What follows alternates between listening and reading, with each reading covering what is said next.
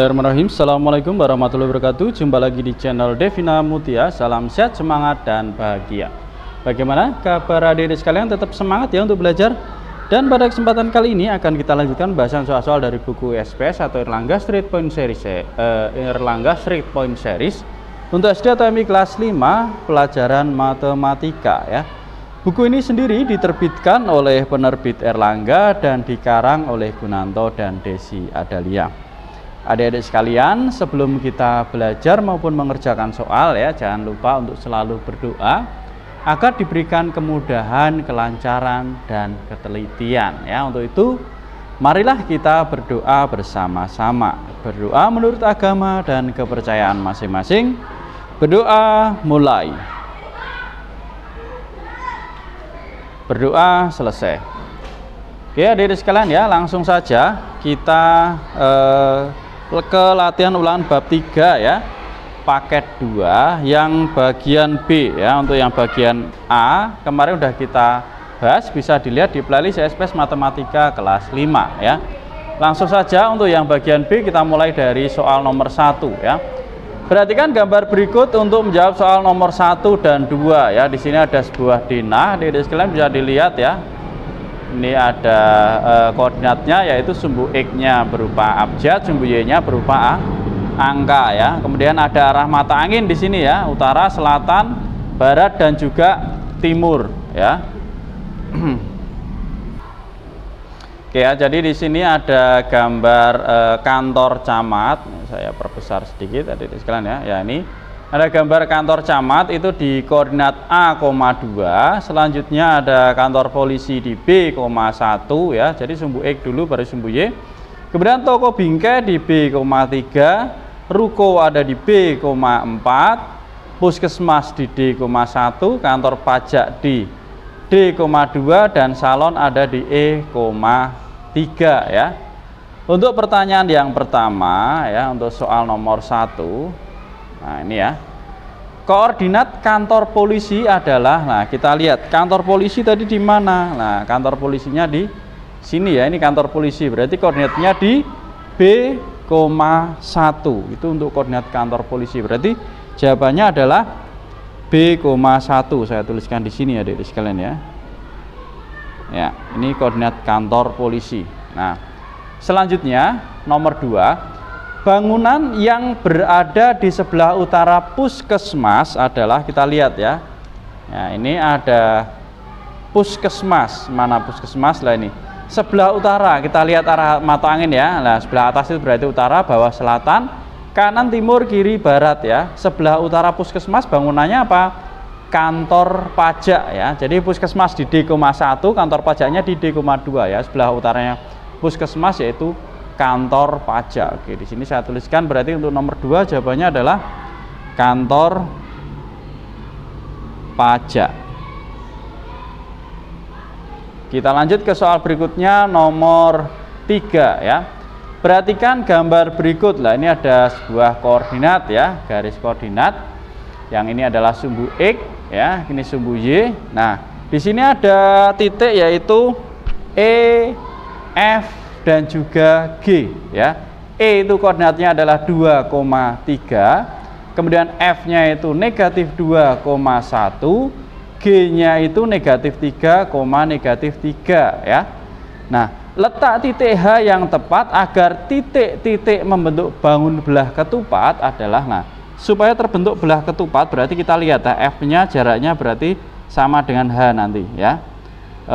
Berarti sumbu X-nya negatif 2, maka H-nya ini kebalikannya berarti positif 2. Kemudian Y-nya 1, maka di sini negatif 1. Berarti di sini ya titik H-nya ya. 2, negatif 1 ya. Di sini adalah titik H-nya. Oke, jadi koordinat titik H ya, letak titik H yang tepat agar titik membentuk bangun belah ketupat adalah 2, negatif 1 ya. Berarti jawabannya 2, negatif 1. Oke, kalau kita hubungkan nanti akan terbentuk bangun belah ketupat. Ini sekalian saya hubungkan ya adik-adik sekalian. Jadi ini E sama H ya. Kita hubungkan garisnya.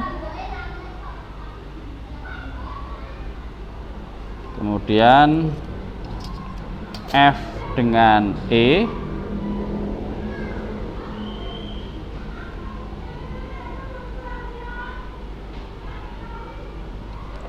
Kemudian F dengan G ya.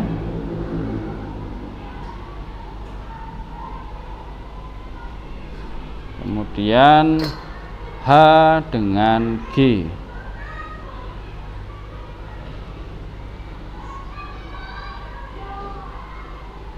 Ya, ini terbentuk bangun belah ketupat ya adik-adik sekalian ya.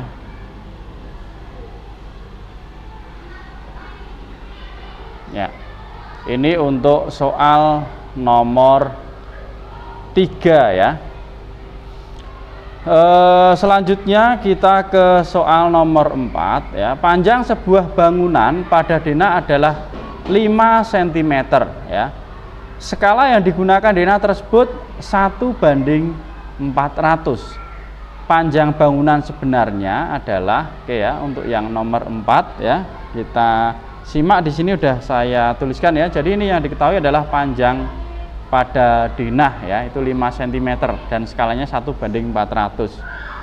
Nah, di sini udah saya tuliskan ya. Jadi panjang pada denah tadi 5 cm, kemudian skalanya 1:400. Nah, panjang sebenarnya berapa? Nah, untuk mencari panjang sebenarnya rumusnya yaitu panjang pada denah dibagi dengan skala. Panjang pada denah tadi 5 cm ya, dibagi dengan skalanya 1:400. Lah, ini supaya bisa dihitung kita ubah ke dalam bentuk perkalian ya. Berarti ini 5 kali ini 1/400, kita balik jadi 400/1 ya. 5 kali 4 itu 20, nolnya 3 kita tempelkan jadinya 2000 cm ya. Nah, untuk panjang sebenarnya itu satuannya biasanya meter adik-adik sekalian, maka kita ubah ke dalam satuan meter ya. Dari senti ke meter itu naik 2 tangga ya. Setiap naik itu bagi 10, karena naiknya 2 tangga berarti bagi 100 ya. 2000 dibagi 100, nolnya kita coret 2, hasilnya adalah 20 meter ya. Jadi panjang bangunan sebenarnya adalah 20 meter. Itu untuk soal nomor 4 ya. Jawabannya yaitu 20 meter. Kita lanjut ke soal berikutnya nomor 5 ya. Kebun Pak Dudi berbentuk persegi dengan panjang sisi 70 meter. Jika kebun tersebut digambar dengan skala 1:350, luas kebun Pak Dudi pada gambar adalah, nah berarti ini luas pada gambar ya, dimana panjang sebenarnya 70 meter. Bentuk persegi berarti nanti nyari luas persegi. Luas persegi itu rumusnya adalah sisi kali sisi ya. Oke, di sini sudah saya tuliskan adik-adik sekalian untuk nomor 5. Jadi diketahui panjang sisi kebun sebenarnya itu adalah 70 meter. Kita ubah ke dalam satuan cm ya. Dari meter ke cm turun 2, berarti kita kalikan 100 ya. 70 kali 100 berarti 7000 ya cm. Kemudian skalanya 1:350. Ditanyakan luas kebun pada gambar ya. Nah, kita cari dulu panjang sisi kebun pada gambar ya. Rumusnya gimana? Panjang sebenarnya dikalikan skala, sama dengan 7000 kali 1:350. Nah, atau 1/350, nolnya kita coret 1 ya, jadinya 700/35 ya. Hasilnya yaitu 20 cm. Lah, udah ketemu panjang sisinya pada gambar. Kemudian luas pada gambar berarti sisi kali sisi ya. Berarti 20 dikalikan dengan 20. 2 kali 2 hasilnya 4, tambah nolnya 2 berarti 400 cm persegi. Ini luas kebun pada gambar ya. Jadi luas kebun Pak Dudi pada gambar adalah 400 cm persegi. Itu adik-adik sekalian ya penjelasan untuk latihan ulangan bab 3 paket 2 yang bagian B ya. Untuk penjelasan soal berikutnya tetap ikuti terus di channel Devina Mutia. Saya rasa cukup sekian dan terima kasih. Mohon maaf apabila ada kekurangan. Saya akhiri. Wassalamualaikum warahmatullahi wabarakatuh.